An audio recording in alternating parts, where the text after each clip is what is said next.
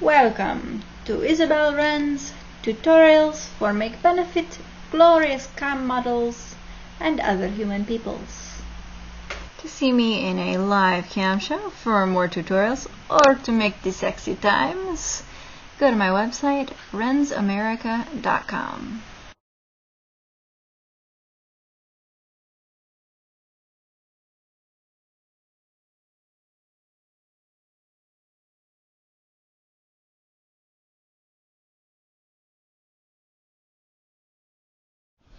Now let's look at the other way that we can select something. The mask. I'll move my little recording doobab out of the way. Now, if you're going to make a mask, for whatever reason, you have to make sure that your foreground and background color are white and black. Somebody who actually knows what they're doing in Photoshop could probably tell you why this is. Me, I'm just blundering around, so I don't really know. I just know you have to do it. So, we select the mask, which is right below there, quick mask, and we switch our tool to the brush tool. I'm at a 15 size brush with hard edges. Hard or soft edges depend on what you're trying to select and whether you would want to feather it or not. So a soft edge would be the same as feathering, and a hard edge would be no feathering.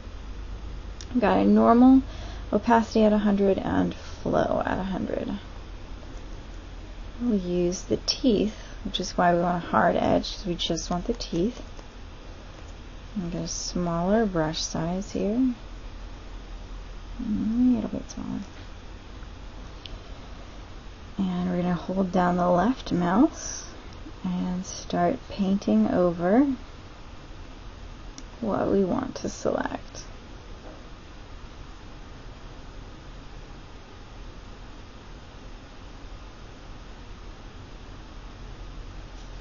Just quick and dirty here.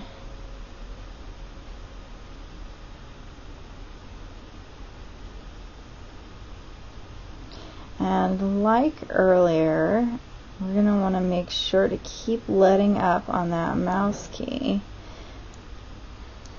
so that if you mess up, you don't have to redo a whole bunch of work, just a little work. Uh-oh, we selected too much. What are we going to do? You're going to flip your colors down here from black to white, and you're going to paint over the section that you just selected. So how do we get out of red and get to selection? Simple. Click the quick mask again, and since it selects the opposite of what you think it selects, go to select inverse. So we're going to go here to hue and saturation. You can do this a whole bunch of different ways. This is just the way that I do it. So I'm going to go to the yellows. I'm going to take the saturation out of the yellows. You want to leave just a little bit in because otherwise it can look completely crazy. Look like you have nuclear white teeth, and that doesn't look natural. And come here, back to the master. We're going to bring in just a little bit more light there. That's a little too light. Okay. My object is to look natural, not like some crazy radiation teeth. Click OK, and again Control D to deselect. When we pull out, that's very important to pull out, gentlemen, to look at your image at the size that it's actually going to be at. And now we'll work on eyes. Get the lasso tool. We're not going to feather it because we want it to be exactly what we've selected. Again, you could always do this with the quick mask. I'm just using the lasso this time.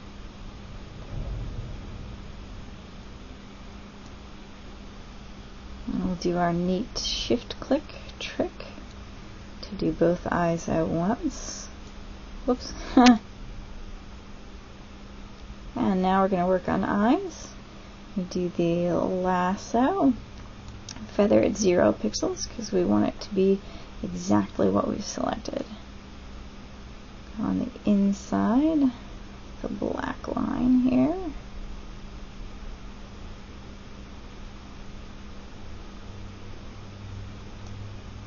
Use our neat little shift click trick here. Select both eyes at once. You want to do both eyes at once so they both have the same lightness, unless you're going for a David Bowie thing. Make them both look different.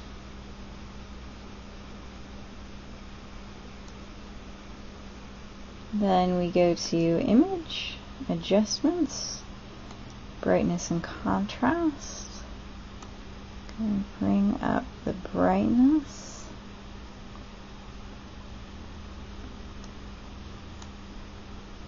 Again, we don't want scary alien eyeballs. I mean, maybe you do, but I don't want scary alien eyeballs. So just going to bring it up a little bit. Deselect. Look at it, the size that it's actually going to be. Looks a little brighter, that's good. Last step.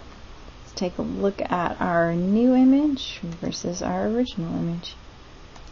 Original, new. Original, new. Pretty cool.